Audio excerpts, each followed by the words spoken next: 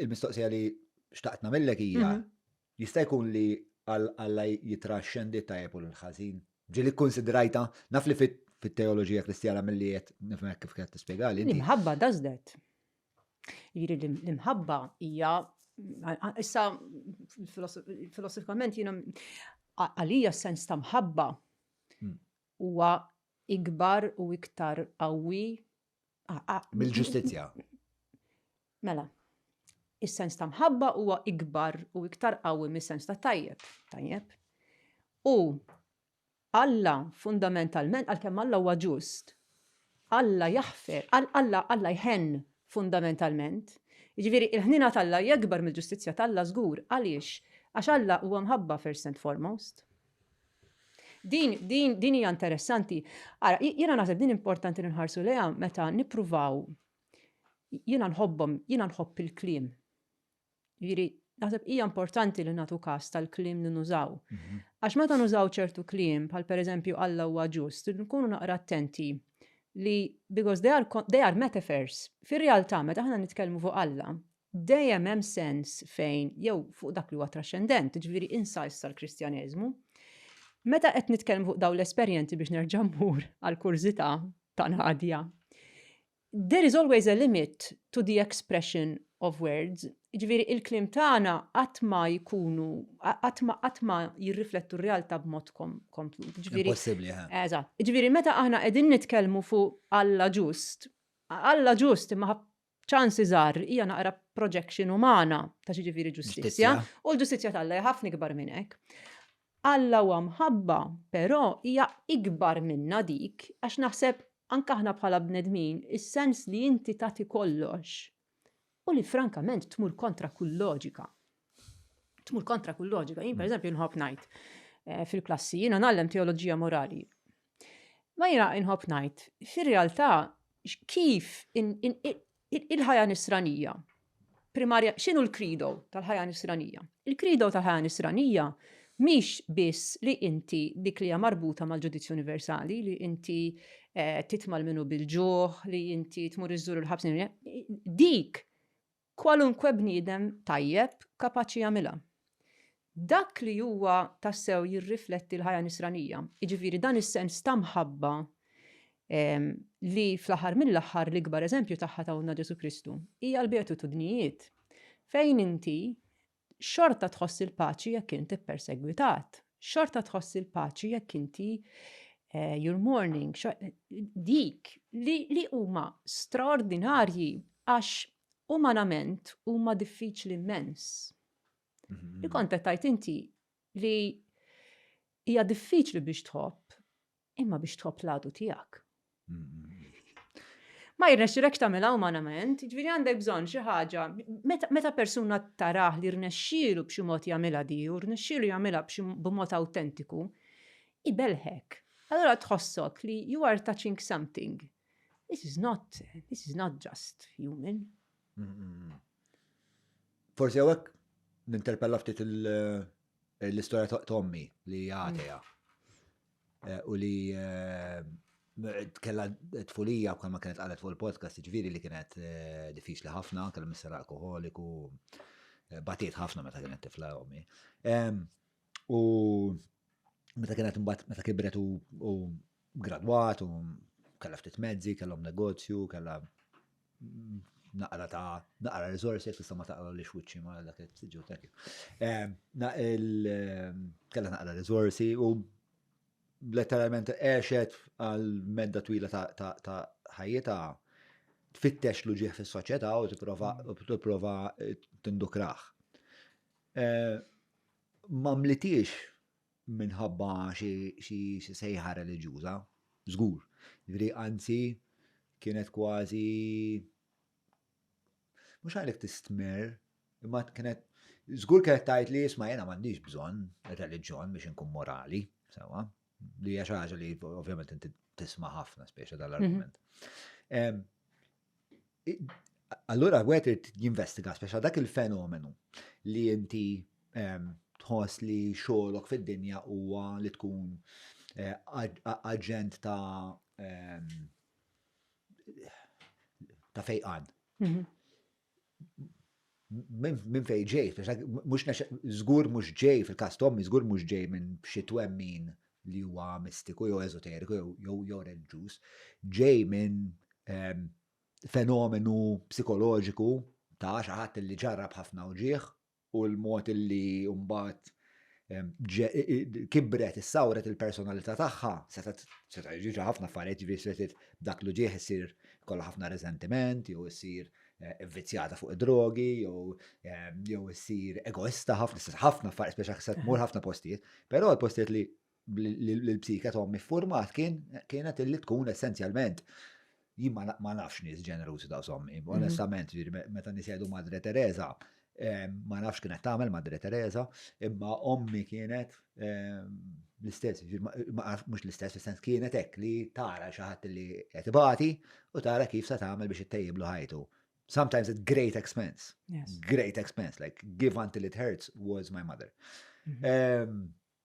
So given the fact that I experienced that, it's hard for me to accept it's a religious phenomenon. I think it's more of a human psychological phenomenon. This having a great threshold of empathy. Ovvjament hawnhekk missejt li punt li għalija personalment ukoll huwa kumpless. Għax jiena persuna ta' fidi, jiena persuna li nisranija, u jiena nemmen f'din l-idea ta' li semmejt li Spiritu Santu huwa mħabba, allura sens ta' grazzja. Teoloġikament dik terminu nużaw. U dan is-sens ta' grazzja li l-bniedem il-kelma wkoll nużaw jipperfezzjonah. Ġifieri il-bniedem li bħal mama, ġifieri persuna li batiet tremendament, imma mhux biss fieqet, saret persuna straordinarja. Dak is-sens straordinarju għalija li jiena persuna ta' fidi nispjegah ukoll li b'dan is-sens ta' grazzja. Għaliex? Għax ovvjament teoloġikament fl-iskrittura l-Ispirtu Santu m'għandux konfini, ma jfissirx li għax inti m'għammed biss tirċievi l-grazzja.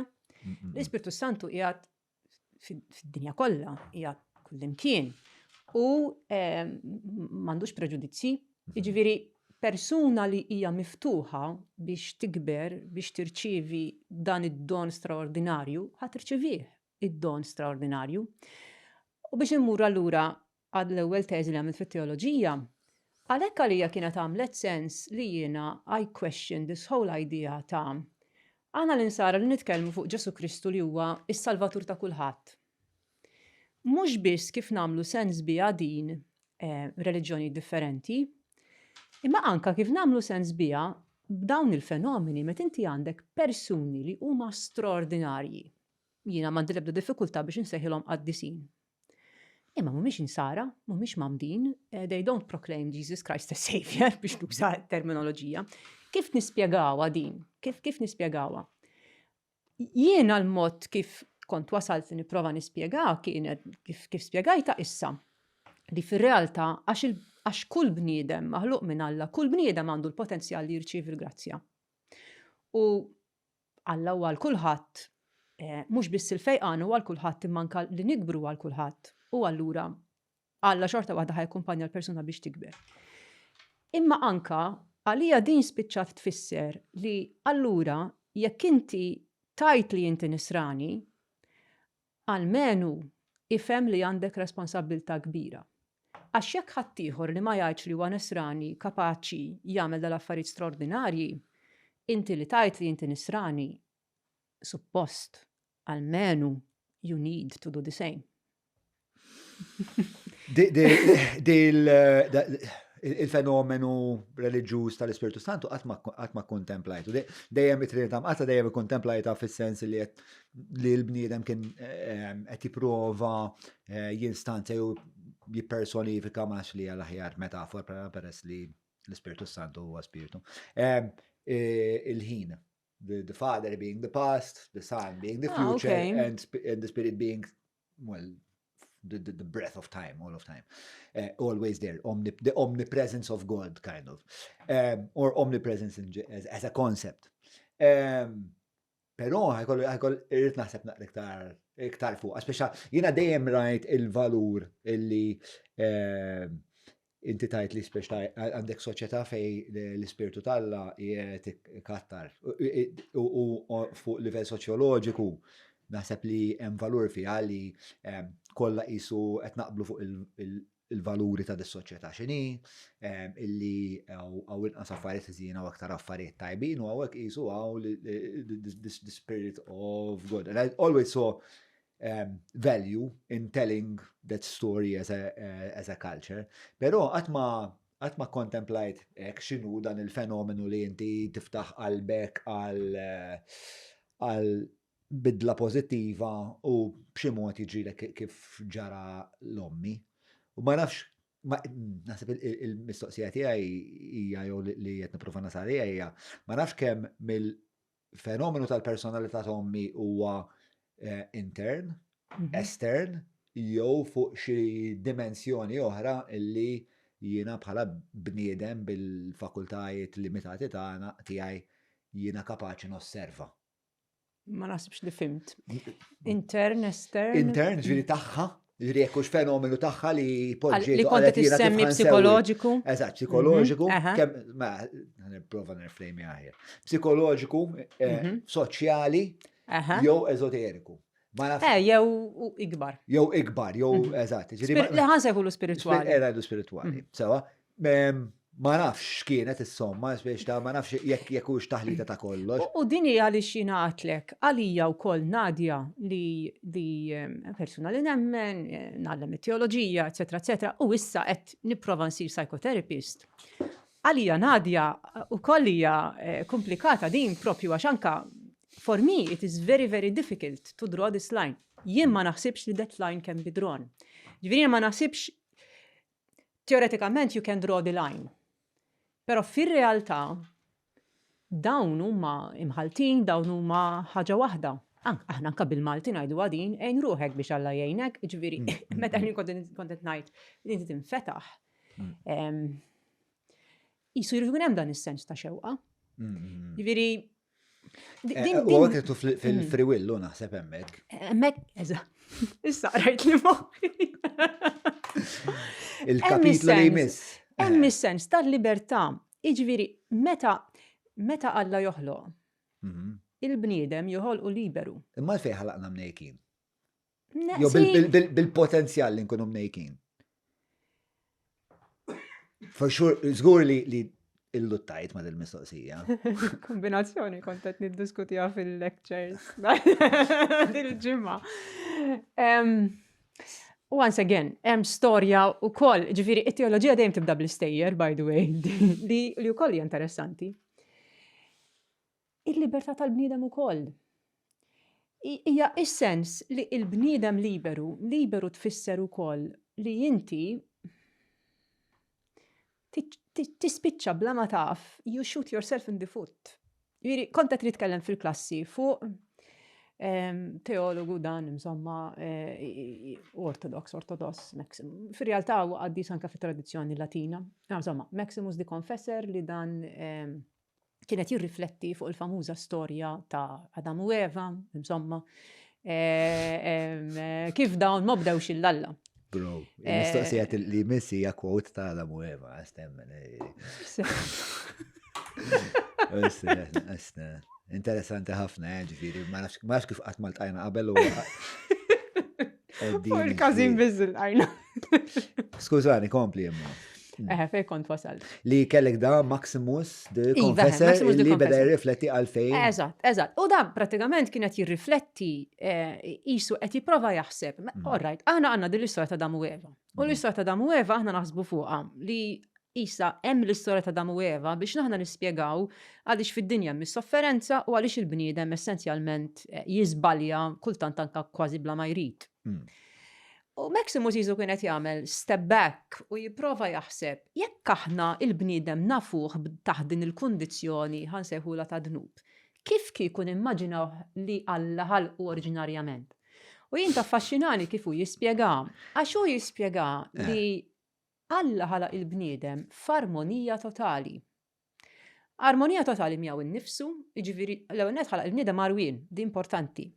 ħalqu għarwin, propju għax huwa f'armonija totali miegħu innifsu ma l-emozzjonijiet tiegħu, ma dak kollu li jħoss, armonija totali bejnietom, armonija totali mal-ambjent tiegħu, armonija totali anke max-xewqat tiegħu li jkun jaf, ġifieri li jkollu l-erf, għaliex għax għalih kien naturali li jkollu l-erf. Armonija totali anke ma li jkompli jikber għax għalih li jkun ta' virtu kienet naturali u normali. Imma b'xi mod u maniera dan ifettillu jagħmel ta' rasu, ġifieri issa għaliex ifettillu? Seta' imma għax kellu l-libertà. U inti dik il-punt tal-libertà, il-punt tal-libertà hi li inti tagħżel. Imma li xu kienet il-konsegwenza tal-għażla tiegħu li meta għażel, jien almenu hekk interpretajt il-Maximus, l-esperjenza li kellu li kienet kera kienet li he became very ashamed. U very ashamed, isu fir-realtà it became a self-inflicted suffering li jiena issa sirtisni dudu tal-art ma nistax inħares lejn dan Alla li huwa kbir, irrid nistaħba, irrid nitatta bil-weraq tattin li the story goes min jaf kemm qabdu ħakk. U Maximus imbagħad jagħmel din ir-riflessjoni u Alla x'jagħmel? Alla fir-realtà ma jkundannax, Alla fir-realtà jgħidlu, skużani, imma issa se jkollok minħabba dak li ġara, inti li issa qed tesperjenza li ma tkunx intjun miegħek innifsek, li inti ma tkunx intjun ma dak kollu ta' madwarek, li inti ma tkunx intjun fir-relazzjonijiet tiegħek, ifisser li ħajkollok dbati. Mhux għax iridek Alla dbati, imma x'ġibta bidejk. U Alla x'jagħmel jagħtih il-ħwejjeġ tal-ġilt li kienu naqra upgrade mit-tin, imma xorta Alla ħenna lih. U insomma, jikompli filosofizza fuq qadin, imma l-puntu li hemm is-sens ta' kieku l-bniedem kif seta' jkun li fir-realtà meta nifqu nirriflettu fuqha hija l-ideal ta' kieku aħna kif nixtiequ nkunu wkoll. Aħna x'nixtiequ fl-aħħar mill-aħħar nkunu? Nixtiequ li nkunu fil-paċi ma' xulxin u ma' nfusna. Ibda ma' nfusna. U dak il-punt kardinali hawnhekk. Imma il-fatt li aħna liberi, iva kull ma trid kultant jidħollok fellus ġo rasek.